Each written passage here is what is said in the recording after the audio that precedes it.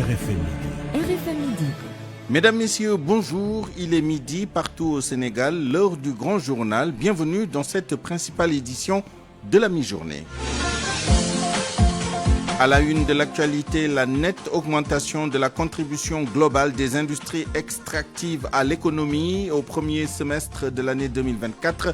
Résultat officiel rendu public ce matin par l'ITIE Sénégal. Les détails à suivre dans un instant.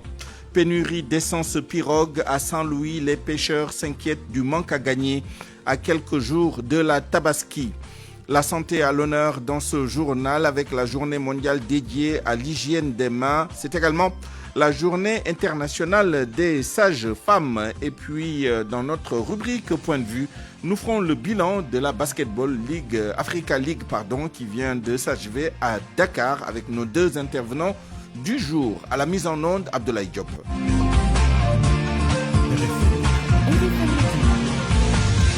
Souleymane Niang. Le secteur extractif sénégalais affiche une santé de fer. À mi-parcours de l'année 2024, les revenus générés explosent, dépassant largement ceux du premier semestre 2023. Mines, hydrocarbures, emplois, investissements sociaux et environnementaux, les chiffres parlent d'eux-mêmes. Mohamed Ali Mouba. Le secteur extractif en forte progression au premier semestre 2024. Les revenus générés atteignent 236,6 milliards, soit une hausse notable par rapport à la même période en 2023. À la même époque l'an dernier, les recettes s'élevaient à environ 162 milliards. On parle donc d'un bond de près de 75 milliards tiré principalement par le secteur minier qui rapporte à lui seul 187 milliards, déjà plus de la moitié des revenus miniers de l'année 2023. Les secteurs des hydrocarbures sur la même dynamique avec plus de 45 milliards contre 36,6 milliards au premier semestre 2023. Une progression alimentée par des paiements exceptionnels de Woodside Energy pour près de 25 milliards de francs CFA. Côté emploi, 1773 salariés, 92% de nationaux pour une masse salariale de près de 20 milliards de francs CFA. Les dépenses sociales dépassent les 2,5 milliards dont la moitié à l'actif de Sabodala Gold Operation est près d'1 milliard de francs CFA investis dans l'environnement. Enfin, les achats auprès des fournisseurs locaux et étrangers explosent avec un total de 862 milliards, dont les 2/3 dans le secteur minier. À cela, il faut ajouter le rapport de production à Sangomar, GTA et Gadiaga, publié ce matin par le ministère de l'Énergie, du Pétrole et des Mines. S'agissant de Sangomar, la production du champ de Sangomar continue de témoigner de bonnes performances avec 4 cargaisons, SAN 027, SAN 028, SAN 029 et SAN 030 pour un volume total de 3 millions de barils qui ont été enlevés et commercialisés sur le marché international. Les prévisions de production pour l'année 2025 restent inchangées à environ 30,53 millions de barils de pétrole brut selon le rapport de production. S'agissant de GTA, la première cargaison GTA 2025-001 de gaz naturel liquéfié a été totalement chargée le 15 avril 2025 avec un volume total d'exportation de 163 259 mètres cubes, soit l'équivalent de 3,71 millions de BTU. Cette première cargaison de GTA marque une étape déterminante, dit le communiqué, positionnant le Sénégal et la Mauritanie comme pays exportateurs de GNL. Les opérations de mise en service des installations se poursuivent pour une montée en puissance de la production. Enfin, en ce qui concerne Gadiaga, au premier trimestre 2025, un volume total de 548 078 normomètres cubes de gaz naturel a été commercialisé. Allons à Saint-Louis maintenant pour parler de plusieurs pirogues qui sont à quai à cause de la pénurie d'essence, une situation inquiétante dans la langue de Barbarie. À quelques semaines de la fête de Tabaski, les pêcheurs appellent à l'aide et demandent aux nouvelles autorités de régler cette situation. Ousseynou Diop, notre correspondant, a fait un tour. À Gendar, le travail des pêcheurs est à l'arrêt à cause de la pénurie d'essence de pirogue. Depuis quelques jours, les pêcheurs ne vont plus en mer à cause de cette situation qu'ils jugent dangereuse à quelques semaines de la fête de l'Aïd el-Kébir. Le manque d'essence est un vrai problème pour tous les pêcheurs. On passe presque la nuit dans les stations, ce que nous sommes obligés d'aller travailler. Comme vous le savez, il reste quelques semaines pour célébrer la fête de la Tabaski. Les pirogues sont obligés de rester à quai plus de 3 jours parce que nous n'avons pas d'essence. Baïgui est un pêcheur guindarien. Nous l'avons trouvé devant une station d'essence. Depuis hier, il fait des va-et-vient. Très remonté, il met en garde les nouvelles autorités. Pas sortir pour marcher ou pour casser les biens publics. Les pêcheurs ne vont jamais faire ça. Mais il faut reconnaître que la situation n'est pas du tout normale. On ne peut pas rester là sans faire quelque chose. Même constat au quartier Hydrobase de Saint-Louis. Ici, la situation est plus complexe. Massamba Fall et d'autres pêcheurs attendent depuis plus d'une semaine. Nous ne pouvons pas faire autre chose. Notre travail consiste uniquement à aller en mer pour pêcher. C'est pourquoi c'est dur pour certaines familles, car nous sommes là depuis une semaine pour chercher de l'essence. À Gendar, Santhiaba, Gokhmbak et Hydrobase, plus de 80% des pêcheurs ne vont plus en mer à cause de la pénurie d'essence de pirogues. Ousseynou Diop, Saint-Louis, RFM. RFM, la radio de toute l'actualité. À Louga, la déclaration du Premier ministre sur la mendicité continue de susciter de vives réactions. En réponse, le ministère de la Femme et des Solidarités annonce des mesures fortes, parmi lesquelles le recensement des daras prévu le mois prochain. La ministre Maïmouna Dièye a également évoqué l'organisation prochaine des Assises nationales des daras. Elle s'exprimait en marge du Gamou de Ndiawandiaye, une cité religieuse située dans la commune de Diokoul-Diourine, dans le département de Kébémer. Ses propos sont recueillis par Nafissa Ndiaye. Premier ministre, sur instruction même, je dirais, du président de la République. Sur instruction du président de la République, le Premier ministre va prendre des mesures sévères sur la mendicité et la gestion des daras. Nous ferons tout pour que les enfants talibés soient traités comme les élèves des écoles françaises, car c'est vraiment déplorable de voir les enfants errer dans les rues à tout moment, et nous allons prendre des mesures sévères pour mettre fin à cela. D'ailleurs, nous allons commencer par le recensement au mois de juin prochain. De ce fait, nous allons accompagner les Serigne Dara qui sont trop connus, car il y en a ceux qui ne sont pas du tout sérieux. Il faut mendier les enfants à travers les réseaux de transfert d'argent, et ça, c'est de l'industrie.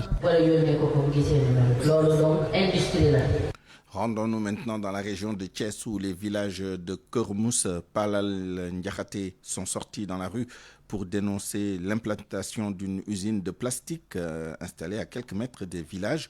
Une marche a été organisée pour contester le non-respect des normes environnementales de l'usine. La population en souffre beaucoup à cause de la pollution. La population souffre beaucoup à cause de la pollution, nous dit Cheikh Anta Diop.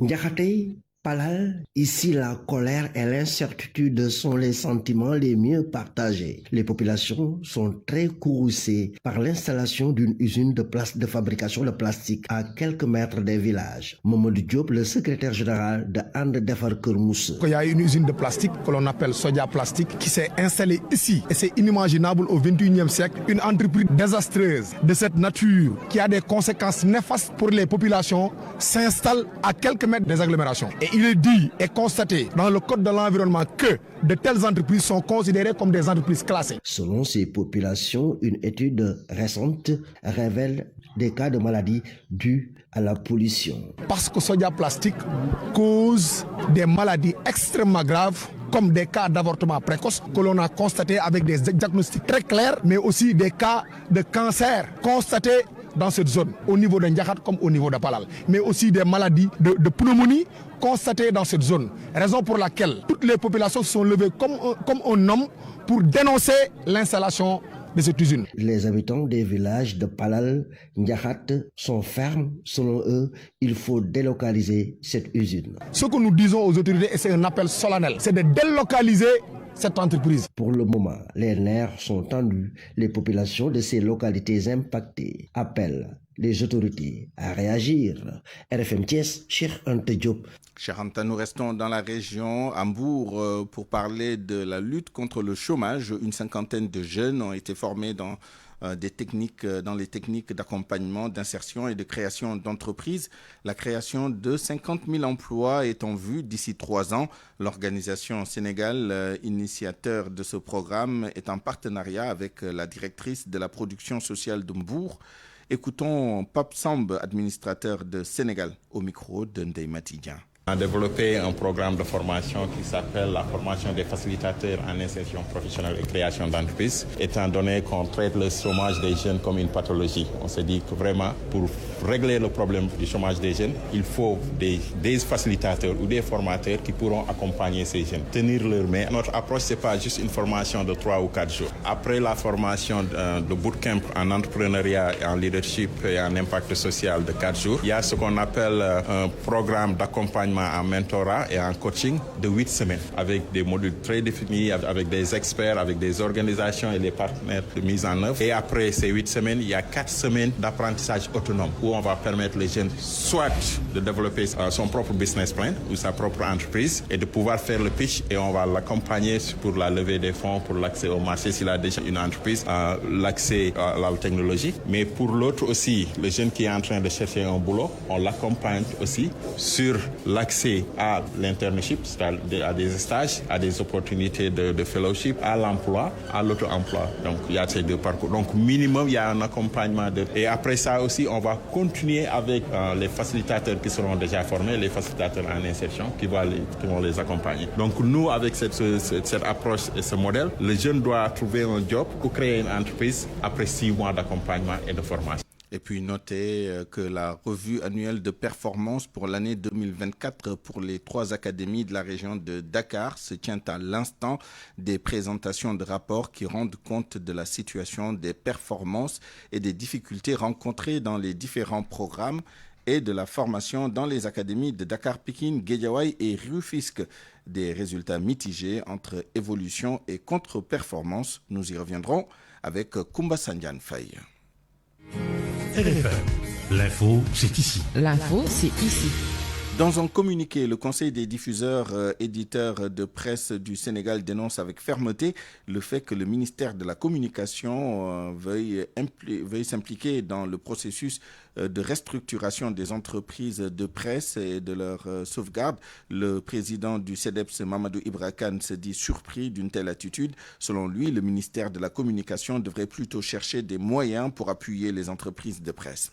Écoutons Mamadou Ibra Kane, le président du CEDEPS, au téléphone avec Oumou Kalsoumli. Ce programme-là est un programme uniquement financé d'une part par la Banque mondiale à travers son programme ETER et d'autre part par la Banque africaine de développement à travers le programme PACE. En aucun cas, il n'y a eu un sou du gouvernement du Sénégal. Ce sont des fonds qui ont été sollicités par le patronat de la presse sur la base de la convention qu'on a signée avec la DPME pour aider les entreprises de presse à se restructurer. Donc, il était important que l'opinion soit informée que l'État du Sénégal, déjà dans le cadre des fonds Covid-19, n'avait octroyé aucune assistance aux entreprises de presse pourtant en difficulté. Donc, le nouveau régime qui a refusé l'effacement de cette dette a encore plus enfoncé les entreprises de presse dans la crise économique et sociale qu'elles continuent de subir jusqu'à présent. Si vous interrogez même l'ADPME, si vous relisez le discours de présentation du directeur de l'ADPME, M. Ndaou, qui avait en charge ce projet, en aucun cas il n'y a l'implication d'un quelconque ministère, encore moins le ministère de la Communication, qui au contraire continue de nous harceler, de nous asphyxier au niveau fiscal, de nous asphyxier au niveau économique, en refusant même de payer les créances dues par l'État du Sénégal aux entreprises de presse du Sénégal. À 12h14, ouvrons une large fenêtre sur l'actualité sanitaire avec la journée internationale de la sage-femme célébrée aujourd'hui. Au Sénégal, l'association des sages-femmes d'État réclame plus de moyens et de place dans les politiques de santé. L'ordre des sages-femmes n'est toujours pas fonctionnel parce qu'il n'y a pas de décret d'application qui l'organise et la loi est votée alors que la loi est votée depuis 2017.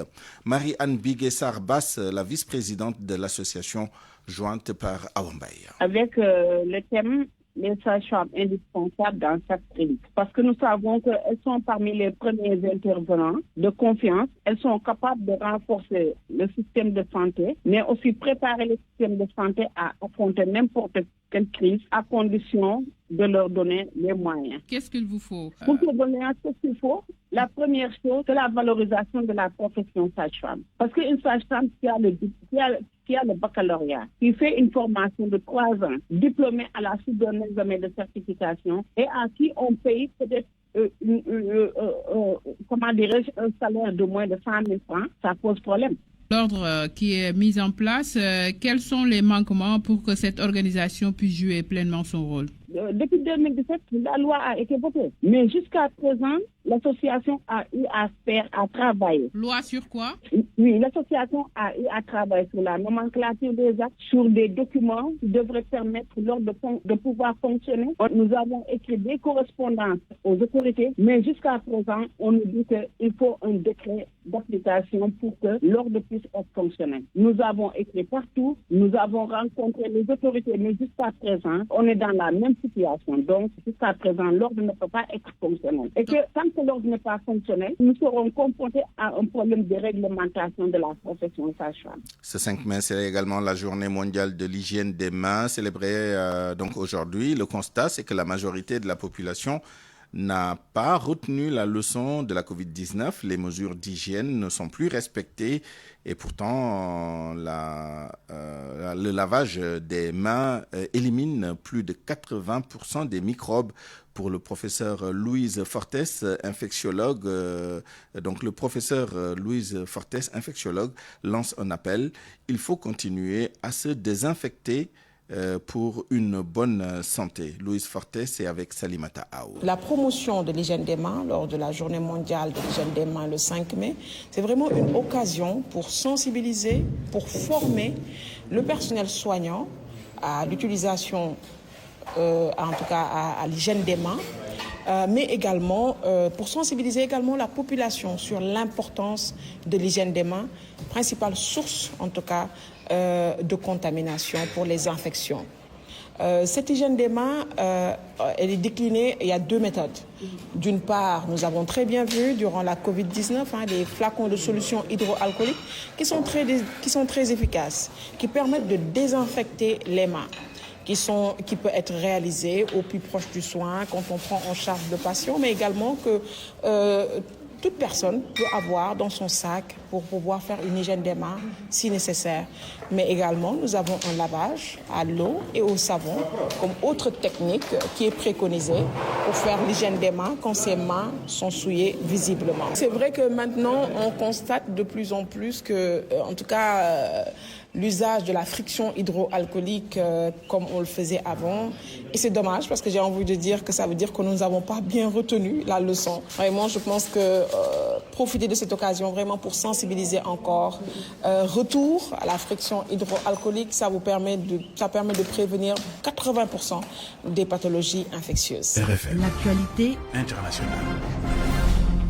Le journal international avec vous, Georges Détié Diop. Bonjour. Bonjour, Souleymane. Nigeria, arrestation d'agents de sécurité soupçonnés d'avoir aidé des terroristes. 4 agents dans le nord-est du pays, une annonce du porte-parole de la police. C'était lors d'une opération menée du 26 au 29 avril dernier à Bama, Koukoua et Madagali. Opération au cours de laquelle les troupes nigérianes ont intercepté 4 ravitailleurs de groupes terroristes. Récemment, l'armée nigériane avait éliminé 5 chefs de gang et saisi un arsenal d'armes lors d'une opération dans l'état de Zamfara. Nouvelle découverte de migrants éthiopiens retenus contre leur gré à Johannesburg, en Afrique du Sud. Ils étaient 44 enfermés dans des conditions très difficiles, dont plusieurs mineurs. Déjà en janvier, une vingtaine de ressortissants éthiopiens avaient été secourus par la police alors qu'ils étaient détenus dans une maison près de Johannesburg. L'année dernière, 90 autres personnes avaient également été enfermées dans des conditions similaires. En RDC, bras de fer entre l'Assemblée nationale et la Cour constitutionnelle. Bras de fer sur le dossier Matata Poyo, l'ex-premier ministre de la République démocratique du Congo, est accusé de détournement de deniers publics. Il invoque son immunité parlementaire. Plus de détails avec Oumokal Soumli. Le président de l'Assemblée nationale s'est donc invité dans le débat. Vital Kéméré a demandé à la Cour de respecter la procédure et de solliciter une nouvelle levée de l'immunité. Réponse de la Cour constitutionnelle. Pas question de revenir en arrière. Matata Ponyo a déjà été traduit devant une juridiction. Les débats du procès ont été clôturés fin avril et le verdict mis en délibéré au 14 mai. Dans un courrier, le président de la Cour a rappelé d'un ton ferme l'indépendance du pouvoir judiciaire. Dans 9 jours, la Cour constitutionnelle de RDC devrait donc se prononcer. L'opposant et ex-chef du gouvernement risque 20 ans de prison ferme pour le détournement présumé de près de 200 millions de dollars. Au Gabon, le Premier ministre a remis sa démission au président Oligui Nguema. C'est hier, au lendemain de l'investiture de Brice Clotaire Oligui Nguema, que Raymond Ndong Sima a remis sa démission et celle de son gouvernement. Pour l'occasion, il lui a exprimé ses vœux chaleureux de réussite pour le septennat qu'il commence. Le nouveau président doit, lui, procéder rapidement à une salle de nomination. Le poste de Premier ministre a disparu dans la nouvelle constitution gabonaise.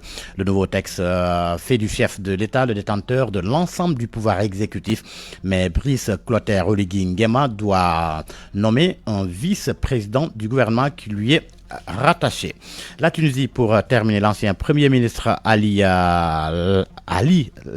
Larayed, condamné à 34 ans de prison avec 7 autres personnes. Il était accusé d'avoir créé une cellule terroriste et d'avoir aidé des jeunes Tunisiens à se rendre à l'étranger pour rejoindre les combattants islamistes en Irak et en Syrie. Accusation qu'il a niée, affirmant que l'affaire était motivée par des considérations politiques. Âgé de 69 ans, il est un opposant notoire au président Kais Saied et le chef d'Ennahda, un parti islamiste modéré qui détient le plus grand nombre de sièges au Parlement. C'est vendredi qu'il a été condamné. Merci Georges Détidiop. Parole aux auditeurs. L'actualité, qu'en pensez-vous? Moi, je pense que vous devez. Réagissez dans nos éditions d'information sur l'actualité. Bonjour. Du lundi au vendredi, vous avez la parole sur RFM. Dans notre rubrique Point de vue, nous ferons le bilan de la Basketball Africa League, la BAL. Bilan sportif, certainement extra-sportif aussi, avec nos 2 intervenants du jour. Abdou Sey, journaliste, administrateur du site Basket Sénégal, et Mor Bassignan, journaliste au journal Record, secrétaire général de l'ANPS et ballwriter. RFM Sport. Le journal des sports, avec vous Malal Junior Diagne, bonjour. Bonjour Suleiman. CAN U20, le Sénégal joue son 2e match à 15h. Ce sera face à l'équipe du Ghana pour cette 2e sortie dans cette Coupe d'Afrique des U20. Le Sénégal doit gagner pour s'assurer de la première place, mais aussi bien entamer la 2e partie de cette compétition après un nul, 1 but partout face à l'équipe de la République centrafricaine. L'autre rencontre dans la poule, donc toujours l'équipe de la RD Congo qui joue contre ces mêmes centres africains.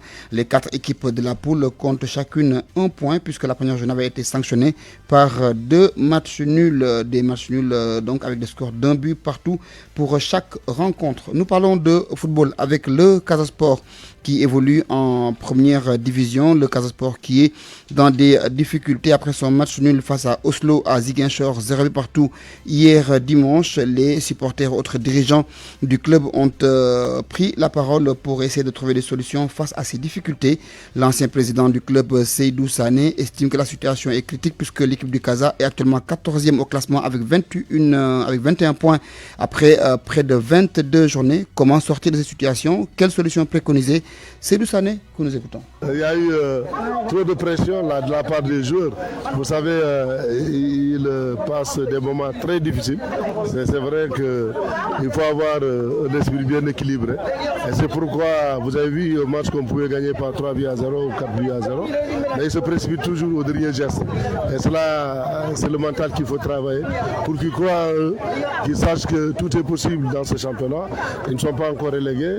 Et vraiment, moi j'ai espoir que ça va être difficile, mais on résistera. Mais président, comment vous expliquez ces contre-performances de votre équipe? Ah oui, ces contre-performances sont liées peut-être à certains aspects inexplicables parce que quand on regarde les contenus des matchs, ils sont toujours bons.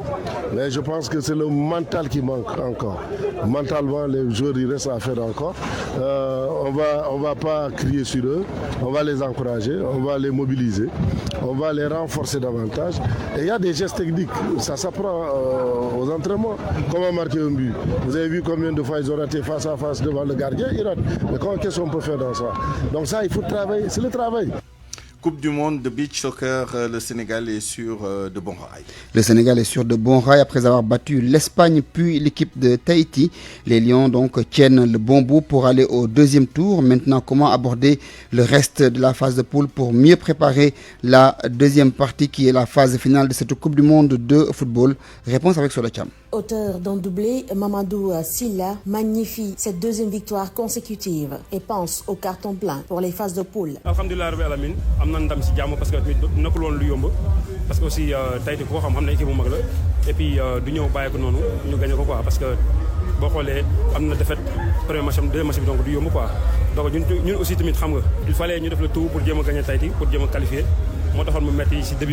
D'habitude, il faisait le troisième tiers-temps des matchs. Mais cette fois-ci, le deuxième portier des Lions, Ousseynou Faye, a fait les deux derniers tiers-temps avec la manière. Au Coupe du Monde au Dubaï, j'étais aussi le deuxième gardien. Mais on m'a donné un peu de temps. Mais aujourd'hui, le coach il m'a fait confiance pour d'être ici pour continuer à travailler pour les autres matchs encore. Une stratégie réussie du sélectionneur des Lions qui a même surpris le sélectionneur de Tahiti. Avec le but du gardien, je ne sais pas qui c'est qui dévie de notre côté, mais c'est un but qui casse au moral. Hein, et les garçons ont flanché là. Et c'est là le haut niveau et mentalement il faut tenir. Mais on a vu une belle équipe également du Sénégal qui était très physique. Une qualification certes acquise, mais les Lions veulent rester sur cette série de victoires. Oui, on a qualifié, mais on va continuer le travail parce qu'il reste une autre match contre le Chili. Mais on va continuer le travail, Inch'Allah. Soda Thiam, Maé, Seychelles, Radio Futur Média. Voilà, Suleiman a donc terminé avec cette dernière rencontre pour la 22e journée. Linguère qui joue contre l'équipe de l'Union sportive de Ouakam, match prévu à Kébémer. Merci Malal Junior Diagne. La revue de presse avec Mohamed Ali Mouba. Bonjour. La diaspora sénégalaise se mobilise contre les dérives autoritaires du régime actuel. Le Fonds de résistance de la diaspora sénégalaise a frappé un grand coup hier à Genève en Suisse, constate le journal L'Info. Le journal relève qu'il a tenu une manifestation citoyenne d'envergure dans la célèbre ville suisse qui abrite les sièges des droits de l'homme de l'ONU. Cette marche symbolique et pacifique a parti du Palais Wilson pour rassembler des membres de la diaspora sénégalaise venus exprimer leur vive inquiétude face aux dérives autoritaires du nouveau régime dirigé par le président Diomaye Sonko. L'objectif de cette mobilisation, relève toujours le confrère, était clair, dénoncer les velléités du régime de restreindre les libertés fondamentales, individuelles comme collectives, par une série de mesures alarmantes observées depuis leur arrivée au pouvoir. Fin de citation. Pendant ce temps, le journal L'Évidence note que la même diaspora est aux trousses des Sénégalais spécialisés dans l'insulte sur les réseaux sociaux.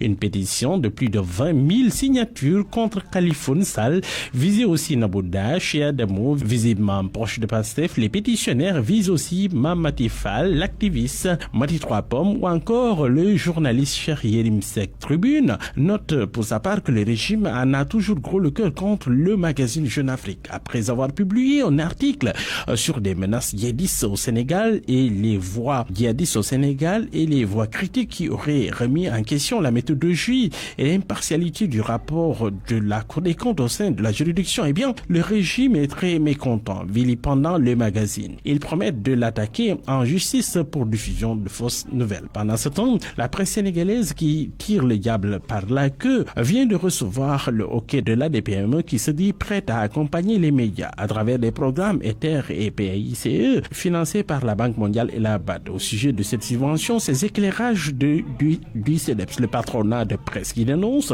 la récupération malveillante par le ministre de la Communication, Aliou Sall. Il n'y est pour rien dans ses financements, a soutenu Mamadou Ibra Kane. Le processus d'accompagnement a démarré en octobre 2024 avec une rencontre tripartite patronale de la presse, équipe du projet ADPME, cabinet associé. À aucun moment, le ministère de la Communication ne s'est impliqué dans le processus, a soutenu donc le CEDEPS. Retour sur le pacte de stabilité signé entre le gouvernement et les centrales syndicales. L'AS constate que le G7 se joint au concert des syndicats qui disent niet à la trêve. Le journal Info informe que la FGTSB, elle aussi, allonge la liste des pourfendeurs. Commentaire de sucré salé, le biétiste note que c'est un consensus qui est menacé. Oui, l'encre des silos ayant signé le pacte de stabilité sociale n'a pas encore séché que des voix discordantes se lèvent, cassant le consensus. Exactement ce que le gouvernement, le Premier ministre en tête, voulait éviter. À quoi sert-il d'obtenir l'accord de tous s'il y a des minorités agissantes décidées à rallumer des feux au fond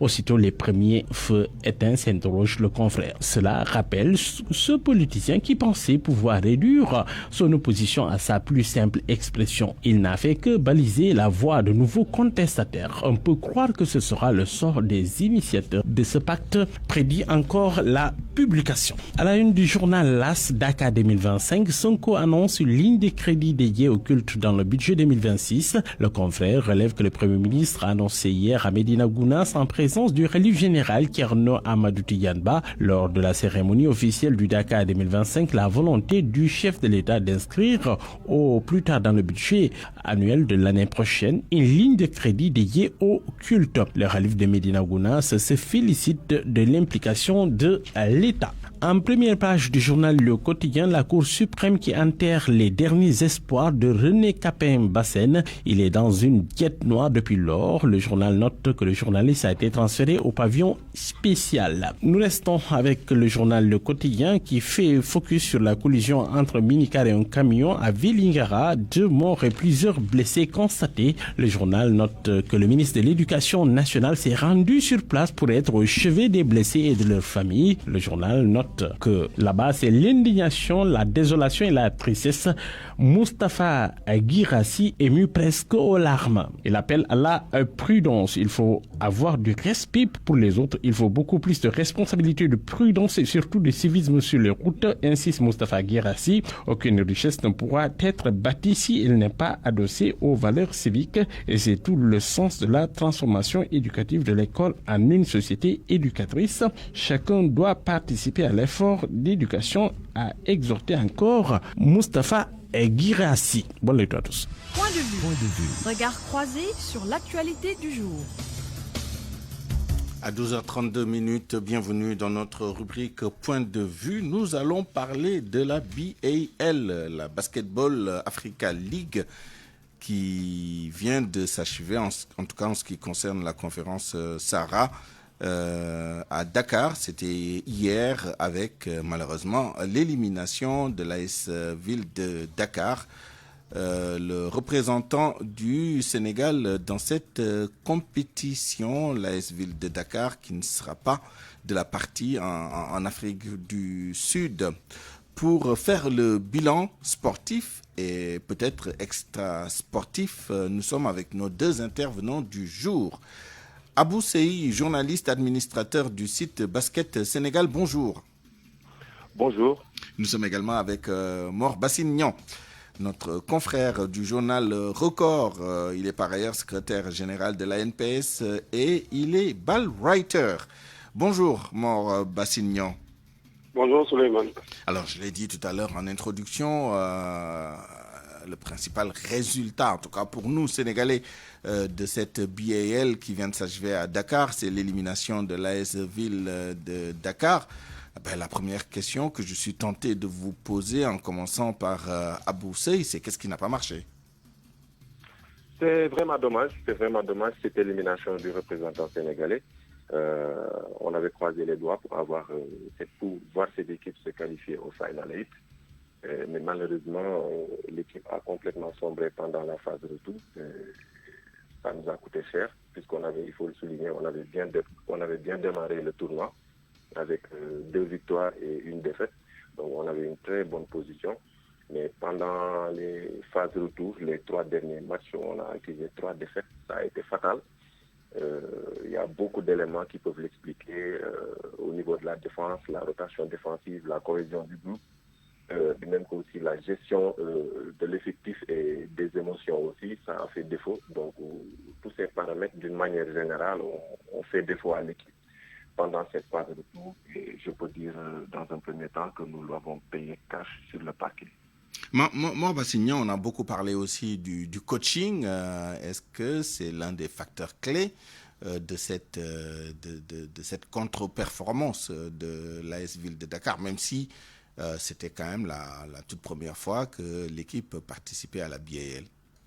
Moi, je dirais que oui, vu que le coach a eu l'effectif qu'il fallait pour aller au moins jusqu'au Final 8. Quand tu as des joueurs comme Abdoulaye Arona, William Perry, Atel Majok, qui a gagné la BAL avec l'US Monastir en 2022, meilleur défenseur de la Ligue en 2022, je pense qu'il y avait suffisamment d'éléments, de ressources pour aller au Final 8. On l'a vu, mais l'équipe n'a pas montré un jeu très séduisant durant ces 6 matchs. Le premier match, on gagne de 3 points contre l'US Monastir avec un jeu complètement décousu. Le deuxième match, on perd contre Fleur Star. Le troisième match, on gagne difficilement contre Petro de Luanda. Pour moi, ce qui explique cette défaite-là, d'abord, c'est par rapport au coaching. Abou l'a dit tantôt, avec les rotations défensives, la gestion des émotions. Je pense que quand on gère une équipe, excusez du terme, on s'en fout carrément des émotions des uns et des autres, du temps de jeu des uns et des autres. L'objectif, c'est de jouer, de gagner et de se qualifier. Le coach même l'a assumé hier en disant que oui, peut-être qu'il n'a pas pu trouver les solutions. Ça, c'est un aveu de taille. Si tu n'arrives pas à trouver les solutions, ça veut dire que tu as des carences. Mais le coach n'était pas seul sur le banc. Non, mais bon. Même s'il est le principal responsable, bien sûr. Voilà. Est-ce qu'il prenait le soin d'écouter ses adjoints? Parce que moi, j'ai eu des retours par rapport à ça. Est-ce que carrément il prenait en compte ce que disaient ses adjoints ou bien ce que disaient ses joueurs expérimentés? Moi, j'ai échangé avec des joueurs hier avant le match. Certains joueurs, clairement, m'ont dit le principal problème de notre équipe, ce n'est pas les joueurs. Parce que nous, on a l'habitude de jouer la BAL. Quand on joue 5 fois la BAL, 4 fois ou bien 3 fois la BAL, on connaît la compétition. Le principal problème de l'équipe, c'était l'entraîneur. Ça, ce sont des déclarations venant de joueurs. Ça pose carrément problème. N'est-ce pas?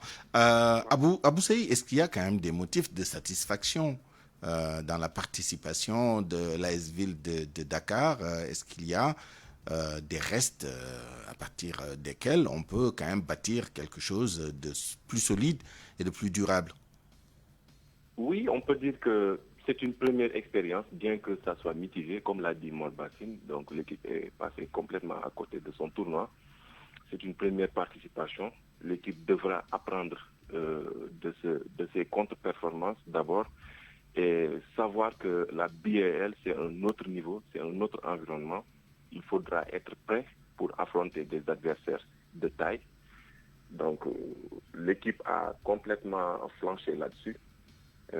Mor l'a même confirmé dans ses propos.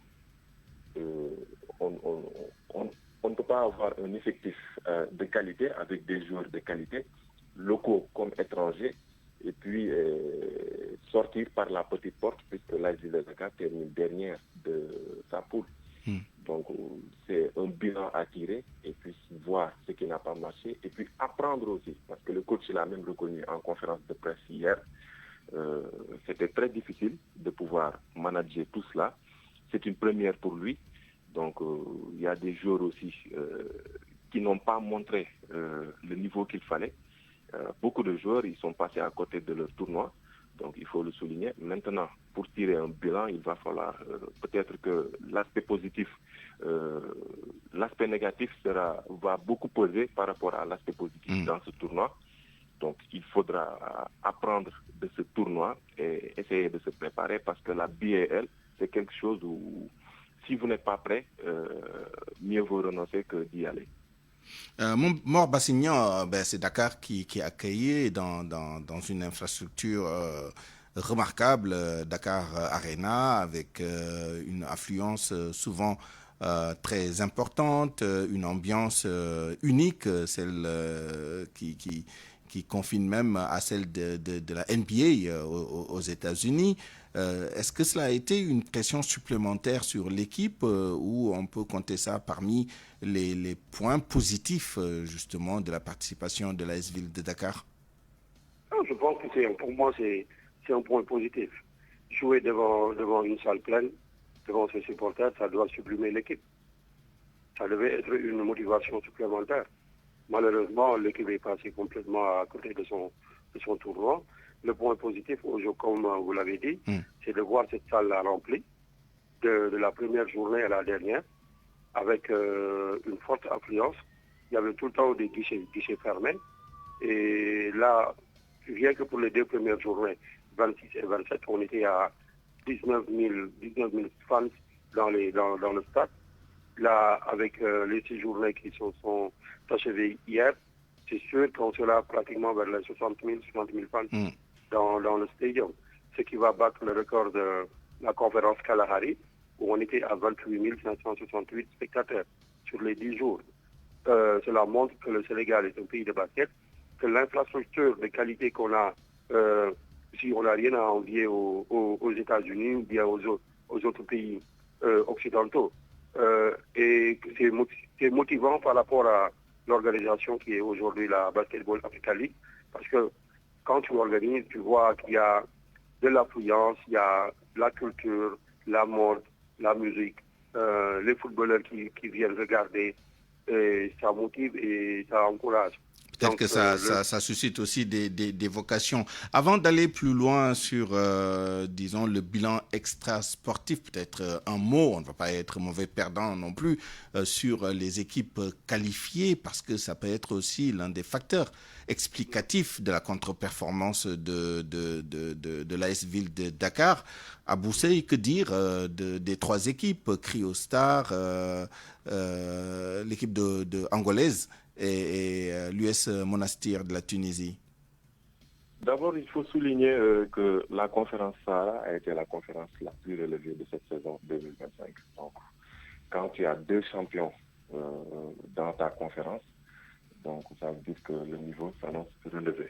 Donc Petro Luanda qui était l'équipe champion en 2024. Oui, c'est ça. L'US Monastir l'a remporté en 2022. Donc ce sont des équipes qui sont rodées, qui s'y connaissent dans cette compétition.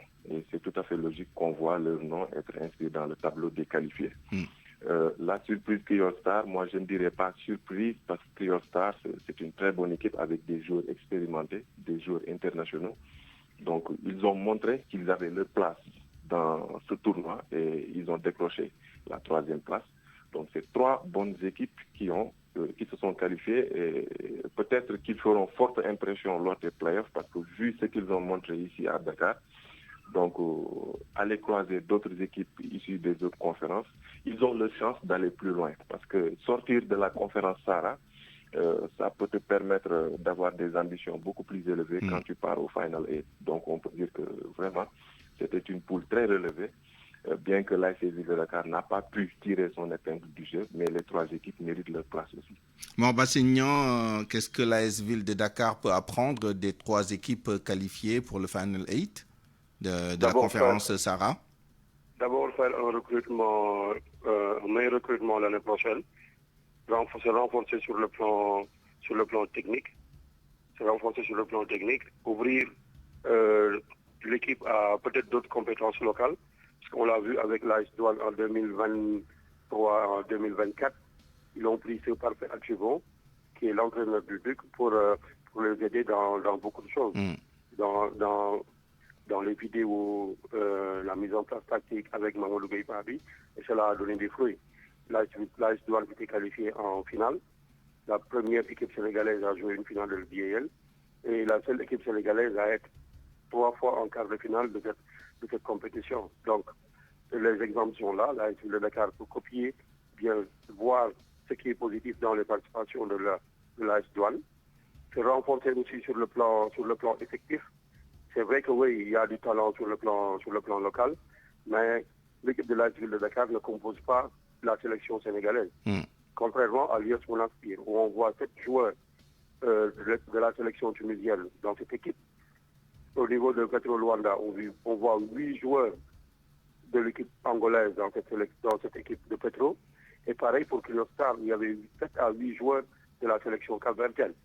Donc, cela montre carrément la qualité de ces 3 équipes qui n'ont pas volé leur qualification. Donc la ville de Dakar devra s'ouvrir, recruter sur le plan local, mais aussi chercher les joueurs sénégalais qui pourraient éventuellement rencontrer cet effectif-là. Parce que pour moi, c'était une bonne chose d'avoir des joueurs comme Bamba Diallo de voir des joueurs comme Bamba Diallo dans cette équipe de la ville de Dakar, comme on l'a vu avec US Monastir Babacar Sani, qui a fait un très bon tournoi. C'est vrai que Matar Gueye et Samba Dalipal sont dans la sélection, ils ont fait un très bon tournoi, mais à eux seuls, ils ne pouvaient pas porter cette équipe de la ville de Dakar. N'est-ce pas? Vous avez évoqué tout à l'heure la dimension un peu sportive de cet événement. Abou Sey, peut-être en 30 secondes, les retombées qu'on pourrait attendre de cette exposition quand même internationale assez remarquable de cette compétition pour le Sénégal, d'après vous? Bon, on peut dire que la BAL a fini d'implanter sa marque dans le paysage sénégalais. Donc, c'est un méga événement, on peut dire, et surtout un système d'organisation qui a été mis en place autour du jeu, c'est-à-dire le basketball. Donc, ça a permis de voir beaucoup de diversité s'allier autour du sport. Il y a la culture, comme Mor l'a dit, il y a la culture, il y a le mode event, il y a le mode fashion. Donc c'est une compétition qui est bénéfique pour le pays qui l'organise, puisque Dakar est réputé avoir un public accrocheur. Donc la BAL a offert un produit que le public sénégalais a adopté. Et on a vu entre 2024 et 2025 une nette évolution. Vraiment, on a vu que le public a adhéré à ce nouveau système de compétition initié par la NBA. On ne peut que tirer des avantages et cela permet aussi de vendre l'image du pays. N'est-ce pas? Parce que organiser une telle compétition et essayer de réunir une palette de stars autour de cet événement, que ce soit du football, du basket ou bien d'autres domaines, donc ce n'est que bénéfique pour le pays. Merci Abou Sey, journaliste administrateur du site Basket Sénégal. 30 secondes, Mor Bassignan, comment le Sénégal peut-il transformer l'essai pour emprunter un peu au vocabulaire d'une autre discipline, le rugby? Bon, pour moi, je pense aujourd'hui, l'exemple de la BAL est là. En 5 ans d'existence, ils ont montré que c'est possible d'allier sport et entertainment. Aujourd'hui, si en 2023, la BAL a injecté 3 milliards dans l'économie sénégalaise, rien que pour la conférence Sahara, ça veut dire que les sponsors privés, le secteur privé, que même l'État, doit davantage appuyer l'organisation dirigée par un Sénégalais, Amadou Gallo Fall, qui pouvait aujourd'hui aller aux États-Unis, à Dallas ou ailleurs, vivre tranquillement. Mais il investit dans le sport et dans la formation des jeunes depuis plus de 25 ans maintenant, avec SIP Academy, qui a été aujourd'hui la base de tous ces projets-là. La NBA Africa, aujourd'hui la BAL. Je pense que ce sont maintenant les privés qui doivent accompagner cette organisation, comme l'ont fait aujourd'hui certains, pour ne pas faire de la publicité. On voit durant la conférence à la 3 grandes entreprises qui accompagnent la Ligue. Aujourd'hui, l'agence de la promotion touristique doit suivre les pas de Visit Rwanda pour qu'aujourd'hui, on puisse vendre la destination Sénégal, avoir des retombées, créer une véritable industrie économique autour du sport. Merci. Pas simplement autour du basket, mais autour du sport. Merci, Mor Bassignan, journaliste au journal Record. secrétaire général de la NPS, et Bal Writer. Merci à tous les deux. On vous retrouve dans la version Wolof de ce débat. À 12h48, c'est la fin de cette édition. Je vous remercie de l'avoir suivi. Merci à toute l'équipe qui l'a préparé et réalisé. Babacar Fall à la direction de la rédaction, chef d'édition Awambaye avec Mama Stoukan à la mise en onde, Abdoulaye Diop, Aliouba à la production. À 13h, vous avez rendez-vous avec El Haj Seydou Nourouba pour le grand journal en Wolof. Excellente suite des programmes sur la RFM.